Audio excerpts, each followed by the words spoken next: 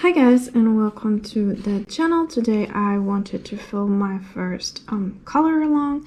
I selected a quite fall image. I think this one is really cute and it's very fitting for September because it already has this kind of autumn vibes but still some cute little flowers, and I think it's quite suitable. And this is in the Maria Trolle book Botanicum.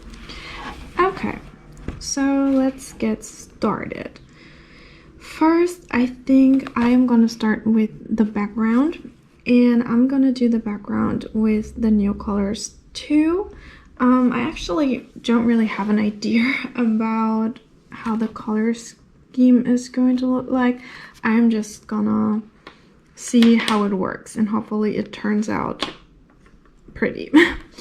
Okay, so the colors that I chose for the background are the Russet, like I said, the Neocolor 2, Raw Sienna, and what is that called?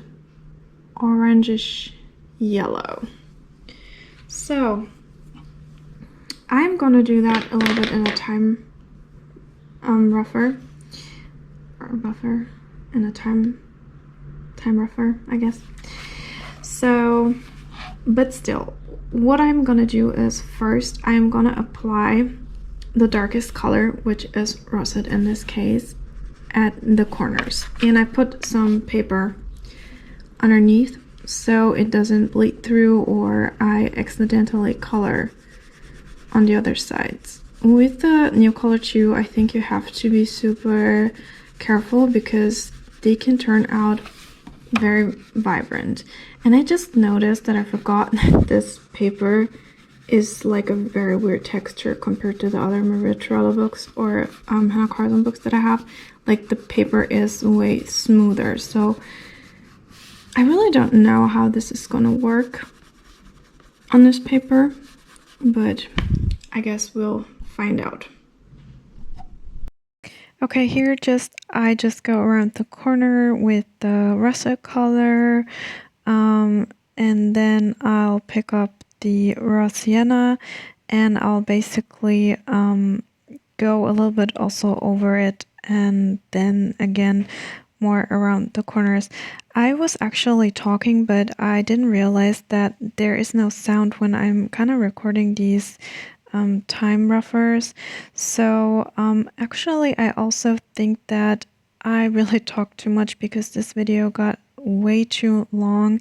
I think the second part of this video I'm just gonna do a time buffer, and now I'm gonna use the orangish yellow, and it's actually getting all over my hands and everywhere. And basically I also just go a little bit over the raw sienna, and then I leave a little bit white space where I don't put any color in. Like I said, I think for the second part I am just gonna record the time buffer and do a voiceover, because otherwise I think the video is way too long. Yeah, so let me know if you feel like this color along the first part got a little bit way too long. Yeah, I'm not really good at explaining, so I always take a little bit too much of a time, I guess. So anyway, with this kind of yellowish orange or whatever that color was, I just go around everywhere, and like I said, I leave a little bit of white space because later I am just gonna drag the color with the water brush there, so it kind of gives like a effect that the edges are darker and the inner part is lighter. Here I just went over the russet a little bit more just to make it a little bit darker because I felt like the Neocolors weren't sticking so well to the paper. Okay, then I'll take this water brush, and I actually go in circular motions around the edges, and I start with the darkest color and then I try to blend it into the raw sienna. But every time I get into another color or a new color, I wipe the water brush on the paper towel so I don't completely mesh all the colors together. And then, like I said, with the lighter's color, I just drag it into the spaces a little bit that we left white. So, yeah.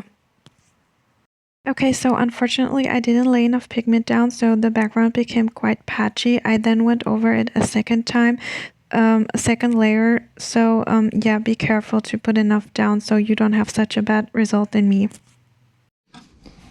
Okay, so I now put on like a second layer of the new color too. I know it still looks a little patchy, but this is just how I'm gonna leave it. I'm not really good at doing backgrounds. It's just for showing how the entire image comes together. And for the pencils I'm gonna use, maybe it's gonna be a little bit difficult for you guys to follow along.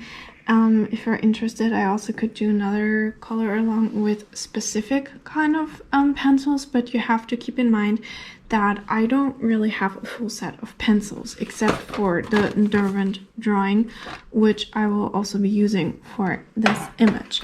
But then I'm also gonna mix it a little bit with the Caran d'Ache Pablo and also a little bit with the Polychromos probably. But like I said, I don't have really a full set of any of those pencil sets except for the Derwent drawing because it only has 24 pencils. So I usually always mix and match the colors because every set has a different kind of tone, and then somehow it kind of turns out like it turns out. So yeah. So, but if you have maybe a full set of the Polychromos, probably gonna have like a very similar kind of tone than maybe the Pablos or something like that. So yeah, but I think the Derwent drawings, they are really hard to substitute because they have very unique colors, earthy colors that are perfect for these kind of nature images. Okay. So what I sometimes do is I take one of these kind of markers, this is a Faber-Castell Pit Artist pen, and kind of base a little bit of the things that are on the page.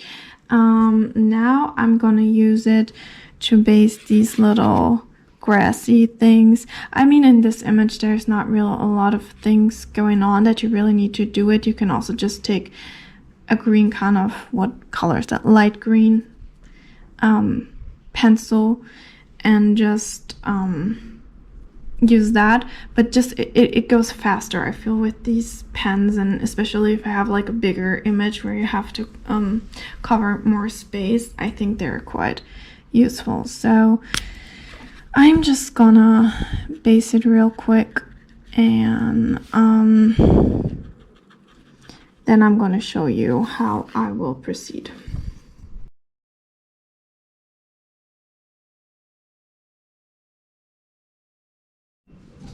Okay, now I based everything that I want to have green in this image in with the green marker. And for the shadows of the leaves, I chose those three colors. It's the Polychromos Pine Green. What is that called? Chromium Green Opaque. And the Pablo Light Olive. You could also use probably this one, the earth green yellowish. I think they're kind of similar, or just like an olive green, but I don't have like a real olive green in the set of the Polychromos, so those are the pencils that I'm gonna use. And I am gonna start with the middle tone, the Chromium Green Opaque. And then I am just start shading. So I just go around the leaves, or I don't know, this is maybe a grass more, where I want it to be a little bit darker. It's a lot trickier if the space is kind of so small, like here. But yeah. Okay, and then I'm gonna use the olive one to kind of blend it in a little bit with the marker.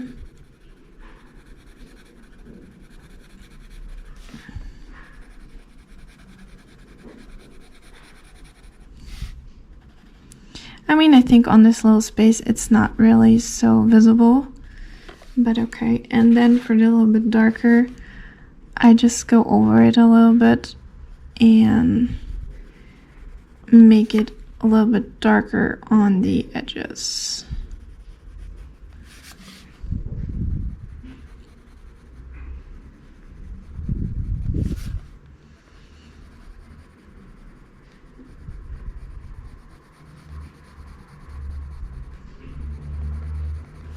Okay, and then I just try to blend it in a little bit more with the middle tone.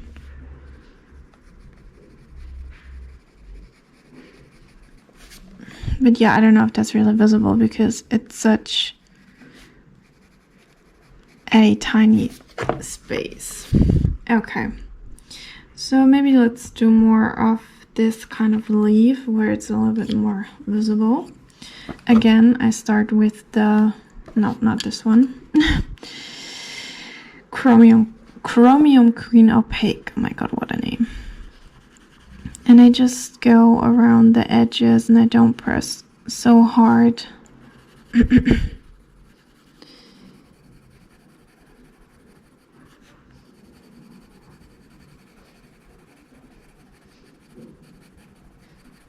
Just like that. And then again, I use the olive tone to kind of blend that in a little bit with the marker tone.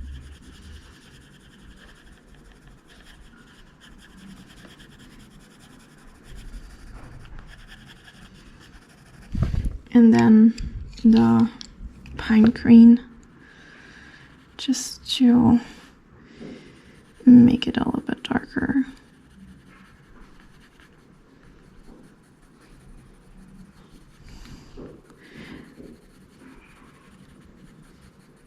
With the polychromos, you just have to blend a little bit more and you have to do more layers.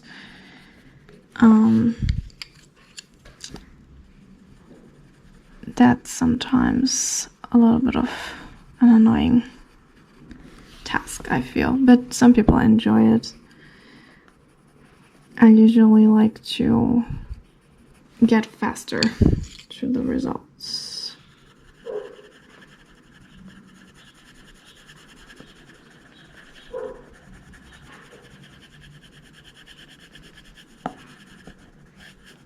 Okay, like this.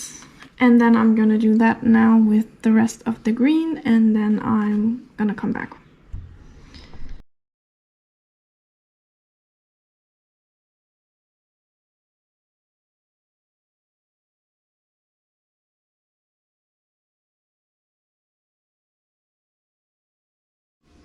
Okay, now I kind of finished everything that is greenish in this image, and now I'm gonna go to these leaves. I don't know, sometimes I always have a little bit of difficulty coloring leaves as well because I'm not really sure where the structure or the shadows go, but I mean it actually doesn't really matter. You can do whatever you want, it's the coloring. So again, I start with the chromium green opaque, and here with this leaf I think it's a little bit easier because it has these kind of lines that you can kind of follow. And this one you could do a little bit darker because it's in the inside, and usually that's a little bit darker in a leaf.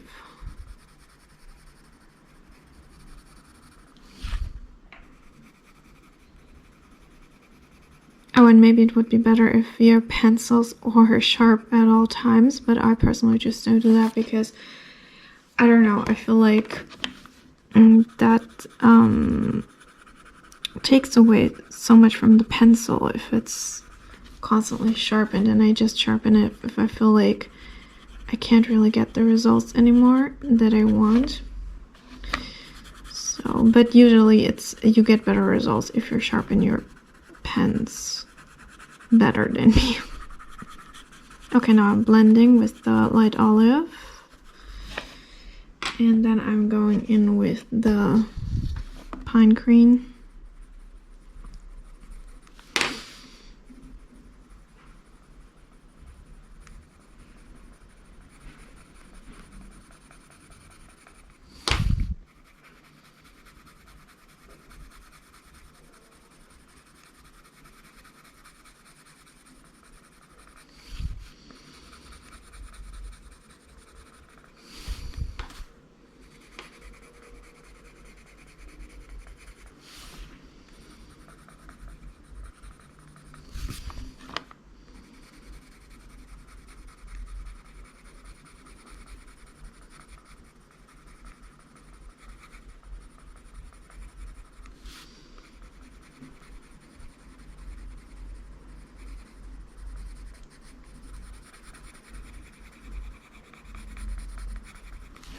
Okay, and then again I blend it a little bit in with the irene. Okay.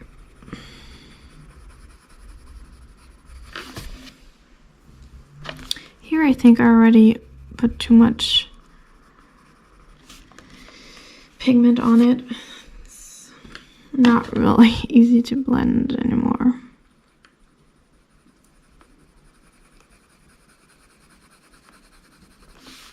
But like I said, I'm not like a professional kind of colorist. I just wanted you to show how I do it because some people wanted to see how I color. But I do understand that it's maybe a little bit difficult to follow it the way I am doing it.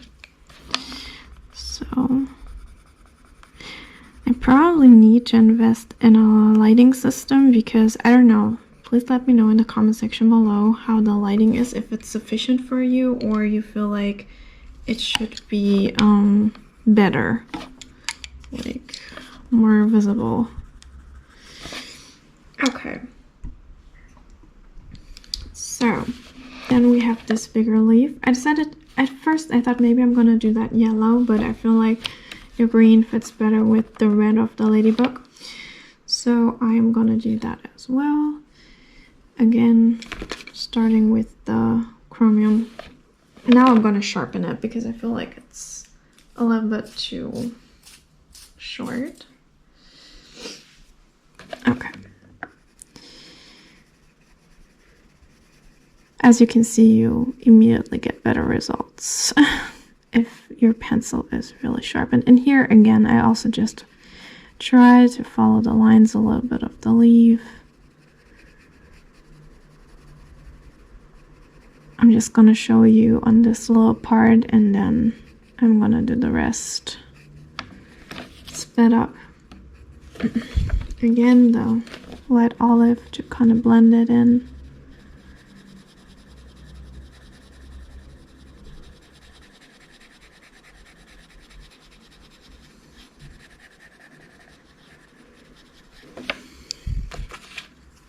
And then the pine green to kind of make it pop a little bit more.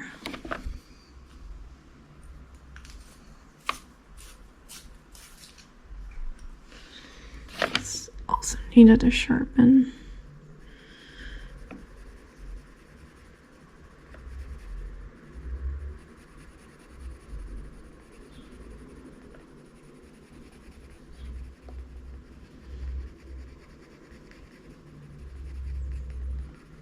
So I'm just always basically coloring on the edges and leave some lighter parts in the middle. That's how I basically color everything.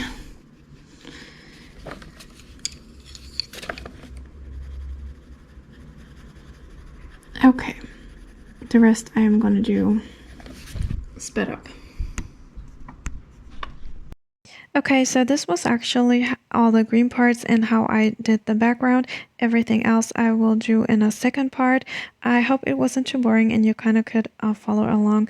Please stay tuned for the second part, or let me know if you have any suggestions or something else. Until the next time, bye bye.